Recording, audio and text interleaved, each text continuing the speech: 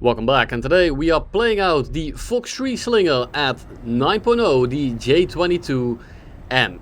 And this thing, yes, it's a little bit of a gimmick, but it's not completely a meme, as these VRVZ 240s are actually decently consistent. Now, be careful, they do not have a proxy fuse, so you do need to be able to shoot at people that aren't going to be reacting to your friendlies. If they are dodging a head-on, if they are moving slightly last second, especially at the end of the travel life of the missile, it's not going to hit. But if they fly straight and they don't really move, this is a pretty common sight. Now, I am going to be hitting 4 for 4 missiles in this game alone, to just kind of show you what the plane handles like and what the missiles are like. Now, some games you'll get nothing, sometimes you'll get 4 games of nothing. It is not a completely broken weapon, unlike the one that you will find in Ground RB. It's still pretty decent. The flight performance is, well, it leaves a little bit to be desired. It actually turns pretty damn well at medium to low speed. The issue is at low speed you do not have very accurate control. It's kind of floppy. Now that does get the nose around. The issue is lining up the guns. Now we have 2 GSH 23s with 400 rounds in total. And these hit incredibly hard. They are of course water pistols, same like with the Yak 130. But keep in mind, limited ammo on an airframe that doesn't really handle that well, at least in the aim department, until you start picking up a little bit of speed again. It is again agile at low speed, but actually lining up your guns is pretty difficult, especially together with the ballistics of the GSH 23. Now if you get into medium range to like 750-ish plus, to about 900, it's actually pretty nice to play. The issue comes from going even faster, because once you reach 950-ish and above, this thing is like you're on a railroad. It does not move at all, and I have died about 5 times now. 3 of them were crashes, 1 I actually got shot down, and then we have another, well, let's just call it an instance of me dying, but we'll get there when we get there, as we get our 5th kill of the game. 4 of them are missiles. Technically 5 of them died to missiles. Everyone I severed died to a VRVZ 240, meaning that I went 4 for 5, obviously. Now here's a lightning, he's trying to notch, well obviously he's just not paying attention. These missiles hit hard, you need to be careful of them. They don't burn for very long. They will catch people off guard. They will see a missile come off the rail in a head-on at like 9 kilometers. They'll think, well, that's probably an air-to-ground missile. And it is, but if you're not moving, it is going to hit you regardless. Now, we have an F3H on our 6, and this is one of those very annoying planes that you really don't want to deal with. So I'm going to over-air brake. I don't want to compress, and I want him to go slower than I do. You don't want an F3H to latch onto your 6. So I throttle drop a little bit as well. We drop the flaps, and here comes the low speed controllability. I'm able to line up the gun. I'm able to get my nose on target, but it just doesn't feel particularly fantastic. And you won't really see it right here. But I'll show you just a bit of a better example with the A32A. Now this guy has been pretty passive, so I am gonna send it up. I'm going vertical. I'm trying to not go too fast, so I compress, but I did so anyway, and he's now on my 6. So what do we do? Well, initially I actually want to keep my speed a little bit, because we are now at a speed where optimally the plane actually handles pretty well. So I try to get a little bit of separation, and then we pull in so that he actually overshoots. We go up, and for now I'm actually trying to hold on to my speed a little bit, and you can tell that I'm doing the exact opposite opposed to what I was just doing to that F3H. We get him slow, we get ourselves slow, and now I'm actually just going to gradually dive to maintain the speed that I'm at right now, to kind of turn the tables. A32 goes underneath, so I go up to counterattack. Sorry about the Discord notification. And now we are firmly planted onto a 6. Now he is a little bit faster, and he does need to fly away, but he instead decides to turn directly into a 23mm volley. Now here is the actual very first game that I did in this plane. When you have dust, evening, whatever you want. If it's not a noon map, sometimes the TV missiles don't like getting a lock at all. Now this one isn't as egregious as it was only about 6 kilometers, but when we are looking around, I am not entirely sure why the missiles are behaving this way, because let's be real, it really isn't that dusky at all. Now we are just gonna be rippling off some missiles in this head-on, either to make them dodge, either to get some free kills. I really don't care, but we get the Vautour out of the lobby. We almost commit on the A4H, but I just shoot a little bit too low. Go for the third missile, but he actually decides to move, and I'm not quite able to neck G into that shot.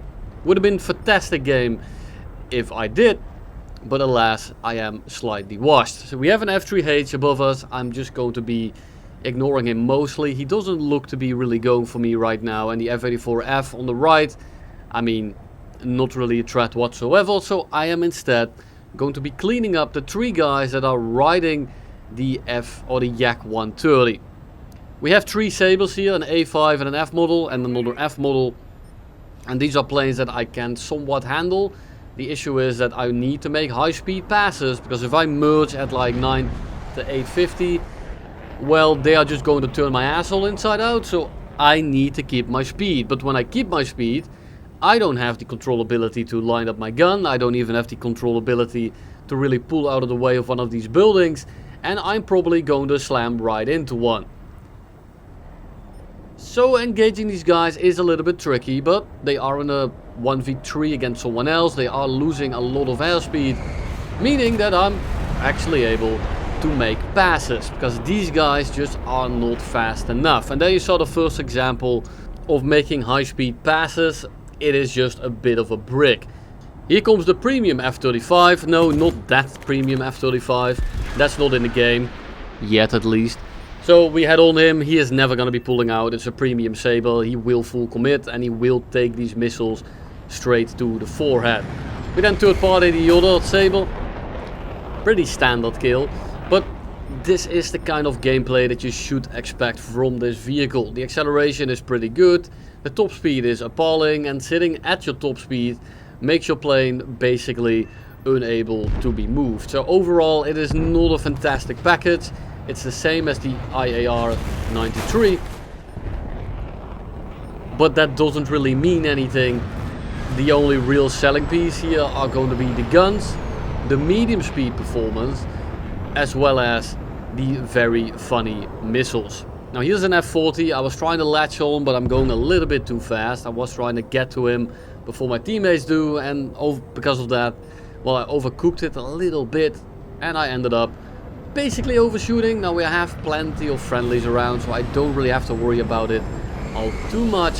And especially at this kind of range, I can very easily make an F40 commit 911. Honey, I'm home.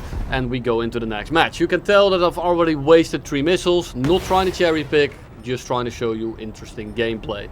Shoot a missile in the head-on against the Harrier. He wants the head-on, of course he does, it's a premium. And then we go head-on with the Scimitar, who actually, like he should, dodges my rounds. But here comes the J35A, and he actually has a bit of speed on me. Now luckily, MiG-21 comes in, he pushes him into an almost full 360, and he is now incredibly slow. And I'm not going to be taking this head-on, I don't want anything to do with it. He is slow, I have him by the balls.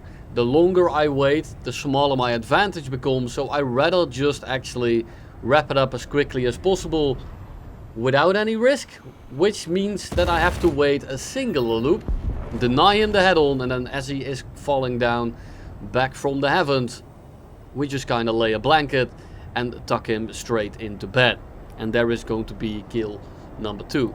Now the A4E here is going for the bombing base, but I then look behind me and I see 2 MiG-19s and some other dude going for this dude. And I think, well, this is clearly not worth it.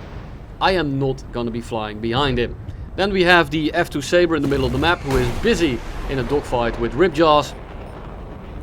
And then the AV-8 actually turns back. I was chasing the AV-8 towards the airfield, but then I noticed an F-Sabre and I decided to peel off. We merge with him, we go up in vertical, because I actually do want to drop on top of him and just kind of float and fall directly into his flight path. The Aviate can be kind of annoying to kill if he goes into VTOL mode, but at the end of the day, it is not a great dogfighter even with the VTOL mode. So if you are careful, winning shouldn't be that much of a challenge. So we get some couple of longer range shots in, we don't actually connect anything, and we are going 1000, which means that I'm compressing like an absolute horde. So I need to start air braking. I'm throttle dropping a little bit, but I also don't want to do it too much to the point where I go too slow and he starts flying away.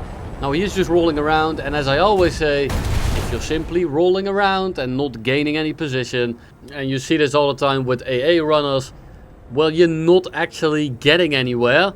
You are just giving me an infinite amount of shots.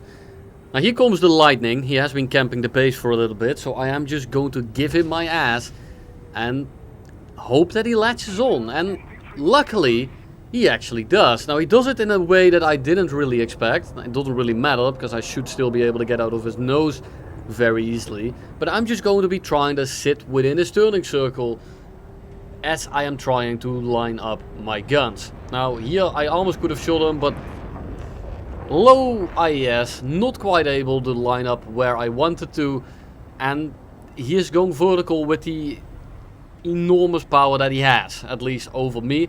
But I'm just gonna sit within his turning circle, so I go kind of flat. I just keep my flaps down sometimes, then I drop them again and I pull them back in to pick up a little bit of speed.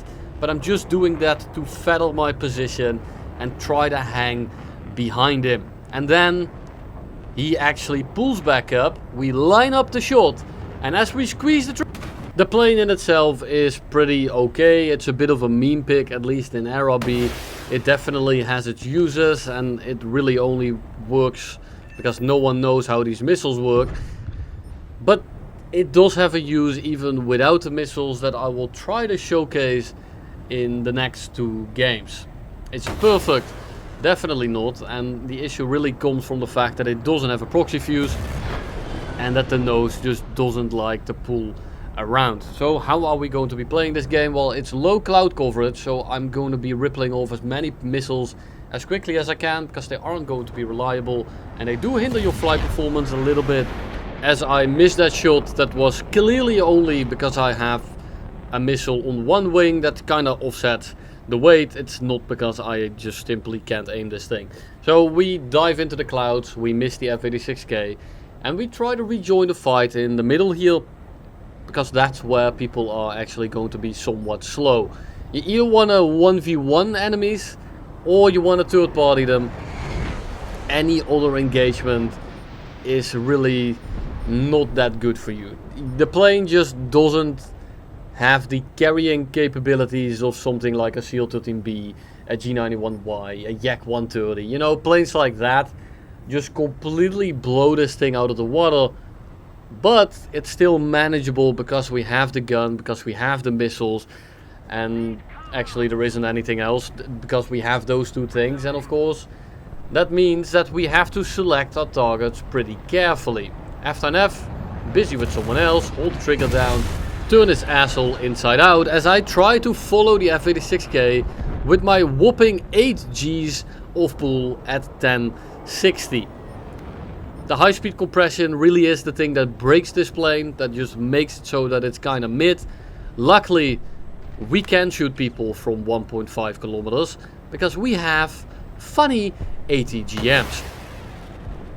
And you can tell that that has absolutely no issue catching up with him. Whereas an AIM-9B might have actually missed that. And those are a lot scarier for people. The diamond burns longer, the more likely to see it. And they know what they are. They know they are air-to-air missiles, so they know they need to move.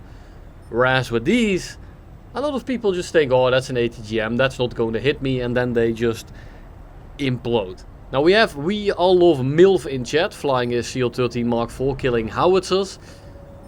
I see what you did there. As we get ran up by another F-86K. Now, we are going pretty fast, so I'm trying to slow down a little for the same reason that I had earlier. The F-86K is a plane that's a lot better at high speed. It's a plane that has a lot of power over me. So I rather just dictate my own terms. Now, he just runs away, he leaves me alone, he does break off, and he gives me a lot of room. So I'm gonna do the thing that I should with this plane, and that is delay my turn a little bit, hold on to that speed, shoot in the head-on, and blow his shit smooth off. Now, we have completely crippled him. He can't really do anything anymore, so as we turn around and run him down, he finally gets sent to the Shadow Realm.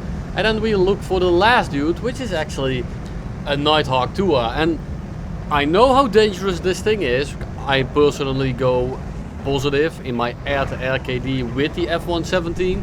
So I know that this thing is an absolute monster. But not at this altitude. I need to be at a very specific distance, at a very specific altitude in order for him to kill me. Now, he says he's going to make me work for it. I am not entirely sure about that one. But we are just going to let him bomb and go on with his day. I know how ass this thing is to play, how ass it is to grind, and you can say that you don't have to play it. And I mean, you definitely don't need to. But, you know, I'm going to give them a little bit of a free pass, I guess, because, well, it's a rough plane. I don't recommend anyone to play it. I don't recommend anyone to even grind it. It's really just a collector aircraft. Hey, but it looks good. And that's it. GG, I guess. And then for the last game, we just have a bit of cleaning up, a little bit of fails, a little bit of issues that I have with the plane. And overall, I think this showcases the vehicle the best, so I ended up putting it at the very end. So I'm just shooting at people that are flying straight at me.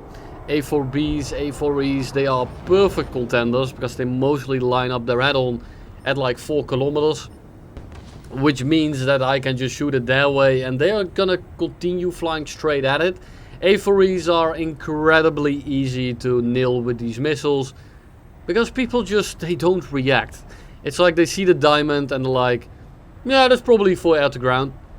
Where if you just kind of maneuver a little bit, if you just touch the controls a little bit, if you just kind of wiggle out of the way, the missile will miss. It doesn't have a proxy, the missile really isn't that fantastic. It is solely that people just don't even try to move. Now we have another A4B. He's gonna be turning into this head-on, but then he stops. I don't think he actually sees me, but then he actually does. So we just click him and the 23s make short work of him. Now I have had a couple of issues with the GSH. Yeah, they hit hard. Yeah, the low velocity and they're kind of annoying to aim and they don't have a lot of ammo and sometimes they just don't do any damage at all. But when they do work, they're really satisfying.